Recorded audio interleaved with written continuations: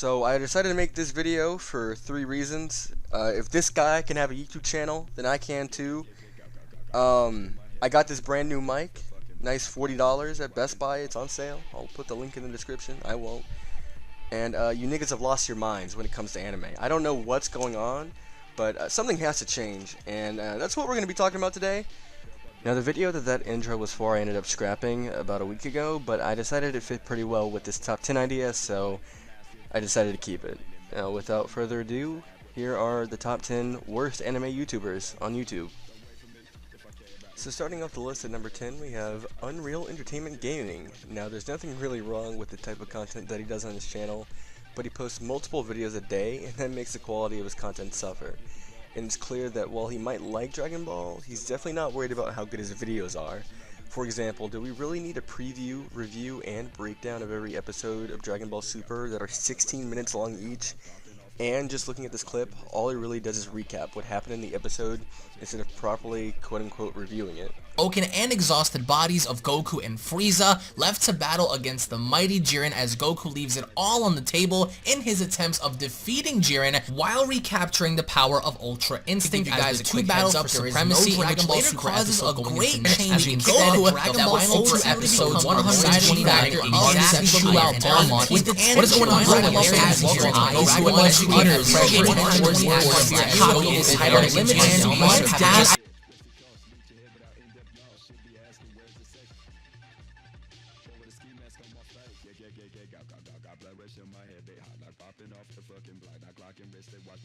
Now at number 9 we have Anime Balls Deep, and he falls into the category of what I like to call annoying theorist. Now this opinion is obviously biased to some degree, but just looking at the dislikes on his channel, I'm not the only one who thinks this way. And what makes these kind of channels in particular so bad for me personally is that he's run out of legitimate conversation to have about Dragon Ball Super, and he refuses to go watch any other show out there that aren't shonen. So instead he just makes brain-dead theory videos that think they're smarter than they actually are. When we first started Dragon Ball Super, none of us ever imagined that Jiren would be this powerful in the tournament. Who would have thought we would have seen Jiren and a Super Saiyan Blue Goku on his knees? Jiren has even tanked Ultra Instinct Goku simply, although he was impressed, he tanked it like nothing. But now that we know that this Jiren that was versing Ultra Instinct Goku wasn't even 100% at that point, even the witnesses of Jiren such as the angels are saying his power is beyond comprehension, which is putting everything into perspective for his character development. Number 8 falls along the same line as the previous entry, but instead Geekdom's channel isn't about the reasoning behind his theory, but the topics he chooses to discuss in the first place. He's overanalyzed the Dragon Ball universe to the point where he has 5 videos about the romantic relationships in the series, including one dedicated to the fact that Goku has never kissed his wife.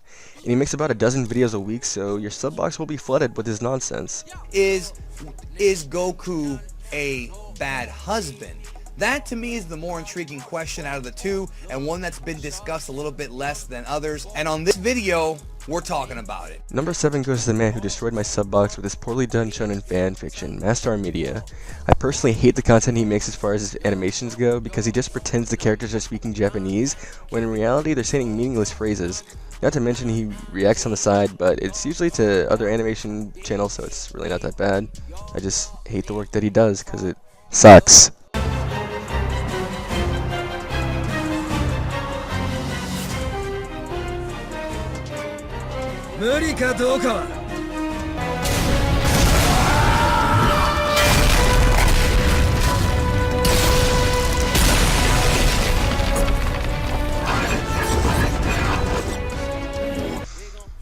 Number 6 goes to Forever World.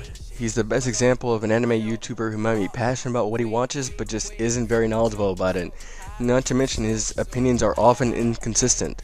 To give an example, this clip he hates on the Boruto anime, saying it's too boring and slow, but it's literally trying to fix a thing that he and other Naruto fans complain about for years, not developing the minor cast, not having a relatively weak and one-dimensional protagonist in Naruto. The trade-off to remedy these problems is that the show moves a little slower, but this is only really an issue because they're watching the anime weekly, so of course you might feel this way, but why ignore the context that you're watching the show in? What makes this worse is that his following is an echo chamber, and his ideas are basically spread all across the internet, and I'm really tired of having these conversations because no one wants to think for themselves, but I digress. where we find out a little bit more of the Kage's visit and everything. Those were some great episodes. You come to these past 2 episodes, it almost feels like in-canon filler, which the anime is its own canon, I want to say, and what we've gotten in these past 2 episodes is like telling us shit that we already know, which Boruto has been at this point infamous of doing that. It's like, there's a new generation of viewers, they need to know, motherfucker, just let them watch Naruto, you know what I'm saying? Go do a recap of Naruto and they'll find all that shit out. Like, please, I don't need another reintroduction to the 7 swordsmen. I don't need all of that shit. It's like, please, just stop. From the first episode, from I guess the last episode or whatever, when they first went on the field trip, which it was ridiculous as long as it took to get on the field trip. It was ridiculous, the amount of filler and nonsense that I didn't care. With number 5, we really tried to get into the grease in the anime community with Double for Anime. His channel relies on lying to his viewers with unrealistic theories and promising that they'll come true until the story proves him wrong. And with that in mind, this clip really speaks for itself. Do you see that smile on my face? That's cause I was right. So many people doubted me, but I was right. And what do I mean by that? This Ultra Instinct transformation that Goku just mastered, the reason he has the hair color that he has is the same reason why Whis and all the other angels have the same color as well.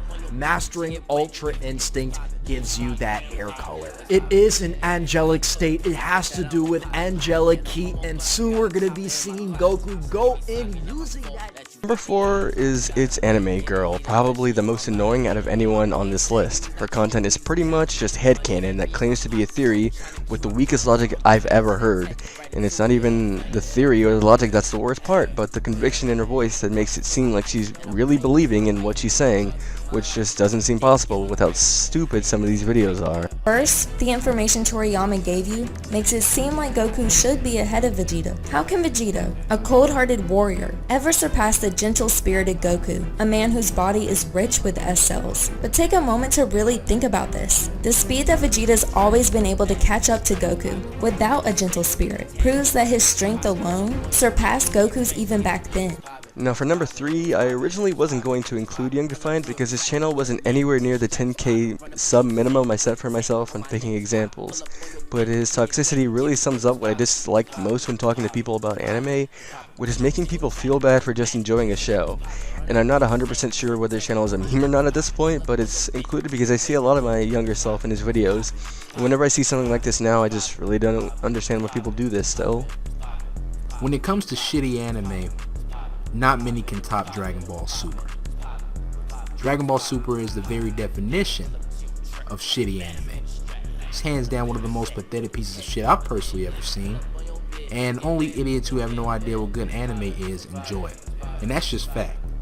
To explain the number 2 spot, imagine the clip I just showed you amplified by a circle jerk in the world's biggest echo chamber and you get Laughing Stock Media.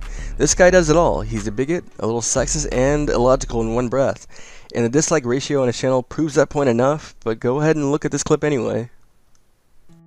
And while Caulifla is still in the tournament, Kaba was eliminated right after he achieved this form, and while barely doing anything of interest throughout. So it's obvious from the events that the writers are doing everything in their power to make Caulifla and Kale look super awesome, and like they accomplish pretty much everything with ease. But I have another way to phrase that, and to put these events into perspective. Kale and Caulifla have had everything handed to them. Everything has been given to Caulifla and Kale by the writers since they were introduced. The moment Caulifla was shown, she was said to be a prodigy, so she's just naturally strong. She wasn't a Defense Force member or someone who went around fighting villains and training like the other Z fighters. She was just a mob boss who so happened to have potential. Number 1 is for every bad anime reaction channel. Typically reacting is okay in this specific community because it can lead to discussion. But what makes Ratchet Noble Wolf's channel so special is that he reacts to anime content that other people create on YouTube, putting him in the same category as all the other monsters who steal from the little guys on YouTube, and that's honestly deplorable.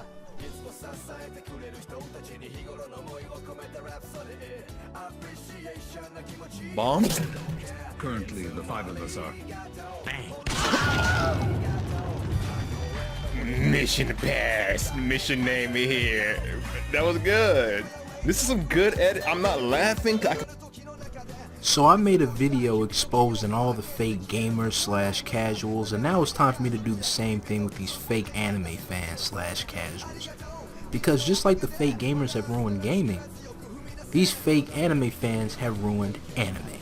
Now, what is a fake anime fan? A fake anime fan is someone who has no idea what good anime is. All they do is hype up absolutely garbage ass series left and right, and overall don't know what the fuck they are talking about. They wouldn't know a good anime series if it slapped them across their dumb ass faces. I see it all the time, you know, overhyped bullshit anime will be, it'll be some new overhyped bullshit anime that comes out, and all the casuals with shit taste will begin hyping it up to high heaven, like, oh my gosh, this anime is amazing, best anime ever, is better than this anime, that, and the third. But in reality, the anime that they're hyping up is complete and utter ass cheeks. For example, My Hero Academia. You know, everyone is deep-throating this anime right now, but in reality, it's shit. 2.